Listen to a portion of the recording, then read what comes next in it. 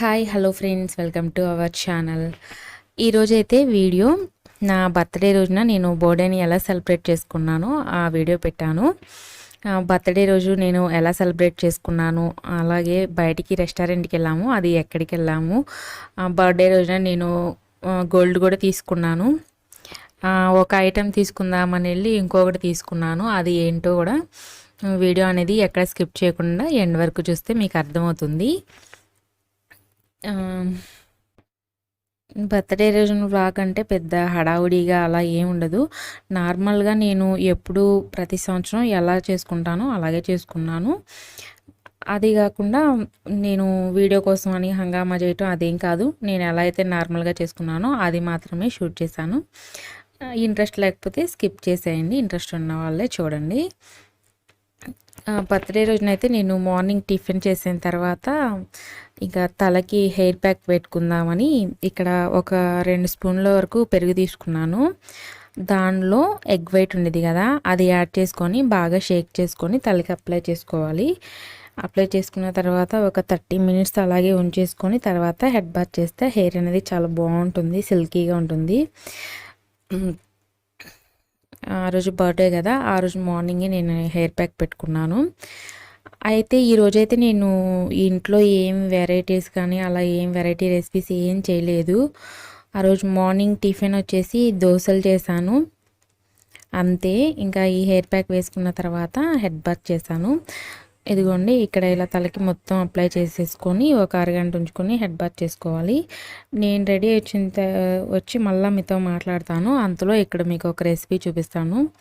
నా బర్త్డే రోజున ఇంట్లో ఏదైనా స్పెషల్ రెసిపీ చేశానంటే అది పాయసం. ఆ రోజు కొంచెం పాయసం చేశాను ఇలాగా. అది కూడా ఎక్కువ చేయలేదు, చాలా కొంచెమే చేశాను. పాలు కొంచెం మరిగిన తర్వాత ఒక కప్పు సేమ్యా, అలాగే ఒక అరకప్పు వరకు పంచదార వేసేసి, అది సేమియా ఉడికిన తర్వాత పంచదార యాడ్ చేసి యాలకుల పొడి కలుపుకొని స్టవ్ ఆఫ్ చేశాను. ఆ తర్వాత లాస్ట్లో డ్రై ఫ్రూట్స్ ఉంటాయి కదా, అవి నెయ్యిలో కొంచెం ఫ్రై చేసుకొని ఇలా యాడ్ చేసేసాను లాస్ట్లో. అంతే, సింపుల్. నేను హెడ్ బాత్ అది చేసిన తర్వాత మదర్స్ డే రోజున మా అబ్బాయి ఇచ్చాడు కదా గిఫ్ట్గా, ఆ డ్రెస్ వేసుకోమన్నాడు ఫస్ట్. ఇంకా అదే వేసుకున్నాను. ఇక్కడ రెడీ అయ్యి కూర్చున్నాను అనమాట. ఊరికనే ఏం వంట కూడా ఏం చేసే పని లేదు. మధ్యాహ్నం నేను ఇంకా కర్రీ కూడా ఏం చేయలేదు. నిన్నటిది చికెన్ ఫ్రై ఉంది, రైస్ ఒక్కటే వండాను. అందుకే కూర్చున్నాం ఖాళీగా ఇద్దరం కూడాను. ఈలోపు వాళ్ళ డాడీ వస్తుంటే తలుపు చాటును దాక్కున్నాడు అనమాట. ఆయన బయటికి వెళ్ళారు. బయట నుంచి ఇంకా కేక్ తెచ్చారు. అసలైతే కేక్ రెస్టారెంట్లో కట్ చేసుకోమన్నారు ఈయన. పాప లేదు కదా ఇక్కడ ఇంట్లో. అక్కడ ఇంకా సాయంత్రం మేము బయటికి వెళ్దామని ఇంకా తమ్ముడిని అక్కడే తీసుకురమ్మన్నాము బయటికి, విజయవాడకి. తను లేకుండా మళ్ళీ బాగోదు కదా, పాపం ఒక్కటే అక్కడ ఉంది అని.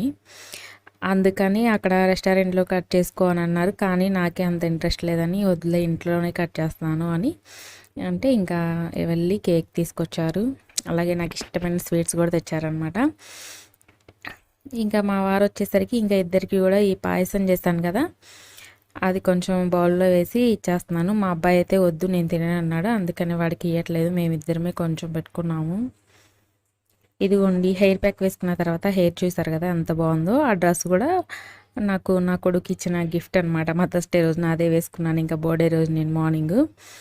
ఆ తర్వాత అయితే ఇంకా మధ్యాహ్నం లంచ్లోకి చెప్పాను కదా ఏం చేయలేదు అని, చికెన్ ఫ్రై ఉందని చెప్పాను కదా, చికెన్ ఫ్రై అలాగే పెరుగన్నం మామిడికాయ అనమాట. మా ఇంట్లో అందరికి కూడా పెరుగన్నంలో ఇలా మామిడికాయ నంచుకొని తింటే చాలా ఇష్టం. అందుకని ఇక్కడ పెరుగన్నంలో నంచుకోవడానికని ఇంకా మామిడికాయలని కట్ చేస్తున్నాను 2. చాలా పుల్లగా ఉన్నాయి, ఏం బాగోలేదు. ఆ రెండో రోజునైతే మా మామయ్య వచ్చారు. రేపల్లి నుంచి మామిడికాయలు తీసుకొచ్చారు. అయితే చాలా బాగున్నాయి. రేపల్లిలో చాలా బాగా మంచిగా దొరుకుతాయి మామిడికాయలు, కాస్ట్ కూడా తక్కువ. ఇక్కడైతే మరి ఏంటో పుల్లగా ఉంటాయి, ఏం బాగో, నాకు అస్సలు నచ్చలేదు అవి. మా మామయ్య తీసుకొచ్చినవి అయితే చాలా బాగున్నాయి అన్నమాట. ఆ తర్వాత అయితే ఈవినింగ్ ఇంకా మేము ఇలా రెడీ అయిపోయాము. ఇదే నా డ్రెస్, బర్త్డే డ్రెస్ ఇది తీసుకున్నాను, మీకు చూపించాను కదా ఆల్రెడీ వ్లాగ్లో.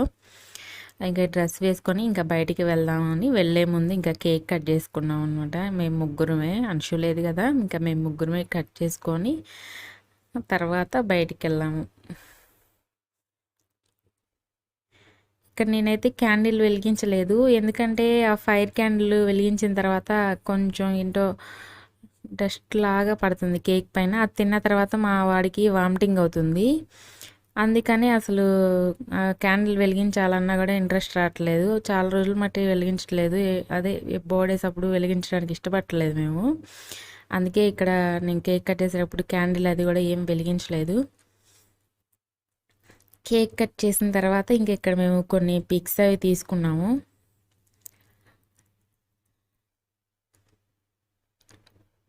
ఇదిగోండి ఇక్కడ ఫొటోస్ వీడియో పెట్టేసరికి వీడియో తీస్తున్నాం అనేసరికి రావట్లేదు. ఎందుకంటే తనకి గుండు చేయించాం. గుండు అంటే గుండు కాదు, అది సమ్మర్ కటింగ్ లాగా చేయించుకొచ్చారు. ఇంకా అందరు చూస్తారు నన్ను అని వీడియోలో పడుతున్నాను, నేను అందరు చూస్తారని రావట్లేదు.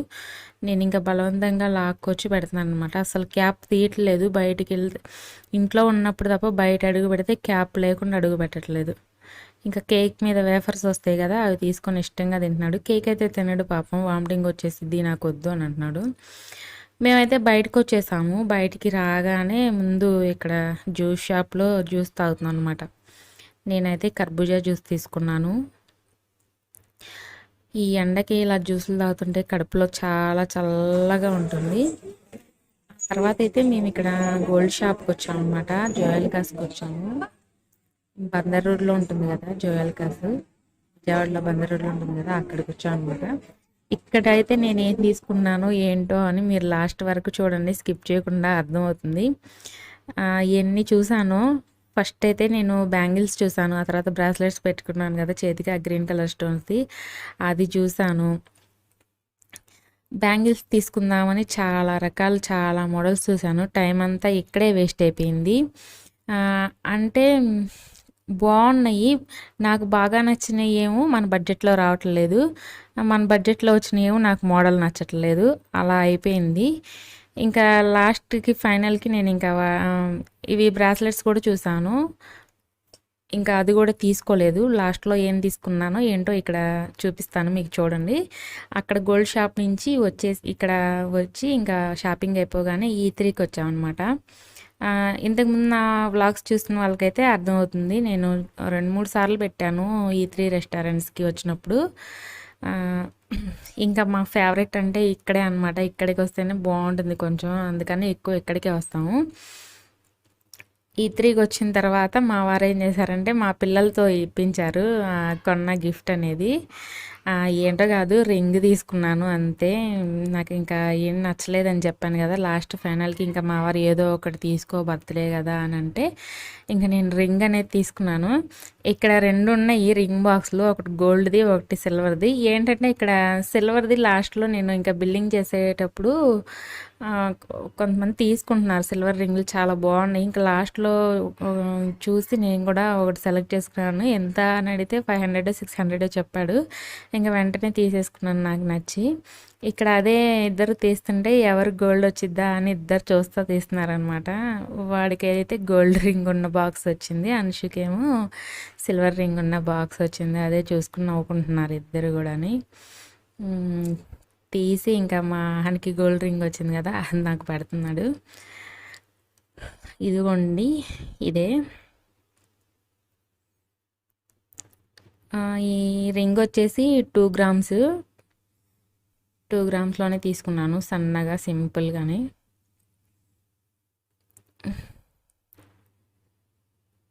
అదిగోండి రింగ్ వచ్చేసి మీకు దగ్గర నుంచి చూపిస్తున్నాను, చూసేయండి. గోల్డ్ దానికన్నా కూడా నాకు సిల్వర్ది బాగా లుక్ ఇచ్చింది, బాగా నచ్చింది పెట్టుకున్న తర్వాత. ఇంక ఇక్కడికి 6:30-7కి అలా వచ్చాము. ఇంకా వెంటనే ఇంకా ఆ టైంలోనే మరి ఫుడ్ ఏం తింటాం కదా అని వీళ్ళు ఫ్రెంచ్ ఫ్రైస్ ఆర్డర్ చేసుకున్నారు. మా తమ్ముడికి అయితే షవర్మా ఇష్టం, వాడికి అది ఇప్పించేశాను.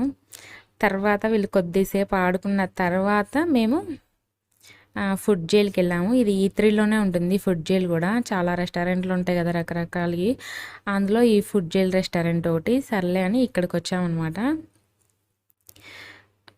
ఇక్కడికి వచ్చిన తర్వాత ఎంతసేపు వీడియోస్ తీసుకున్నాము, ఎంతసేపు నవ్వుకున్నాము. చాలా పిక్స్ తీసుకున్నాము. నేనైతే చాలాసేపు మా తమ్ముడిని నేను జైల్లో ఉన్నట్టుగా, తమ్ముడు ఎన్ని రోజులవుతుందిరా నిన్ను చూసి, నా కోసం ఏం తెచ్చావురా తినటానికి అలా జోక్ చేసుకున్నాం అనమాట కొద్దిసేపు. అదే నవ్వుకున్నాం. ఇక్కడ చాలాసేపు మా వారు కూడా నవ్వుతున్నారు నేను జోక్ చేస్తుంటే మా తమ్ముడితో. ఆ తర్వాత ఫుడ్ అనేది ఇంకా ఆర్డర్ చేసుకున్నాము. ఫస్ట్ అయితే చికెన్ స్టార్టర్స్ ఆర్డర్ చేశారు. ఇక్కడ ఈ చికెన్ స్టార్టర్ ఫేమస్ అంట. రారా చికెన్ ఏదో చెప్పాడు అతను.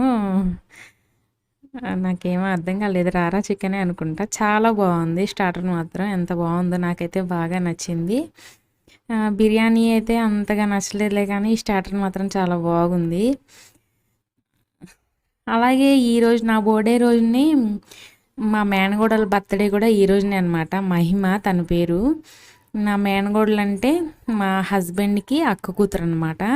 తన బర్త్డే కూడా ఈరోజే. అయితే తన బర్త్డే అనగానే నాకేం గుర్తొచ్చింది అంటే మా ఇద్దరు బర్త్డే ఒకరోజునే కదా. తన బర్త్డే కూడా ఈరోజు అని గుర్తు చేసుకున్నప్పుడల్లా నాకు ఒక విషయం గుర్తొచ్చింది. అదేంటో నేను మీకు కూడా షేర్ చేస్తాను. ఏంటంటే మా రిలేటివ్సే కదా మా హస్బెండ్ వాళ్ళు. అయితే ఆ అక్క డెలివరీ అప్పుడు రేపల్లెలోనే హాస్పిటల్లో జాయిన్ చేశారు. పెయిన్స్ వస్తుంటే 8th జాయిన్ చేశారు. ఇంకా 9th మేము వెళ్ళాం అనమాట చూడడానికి.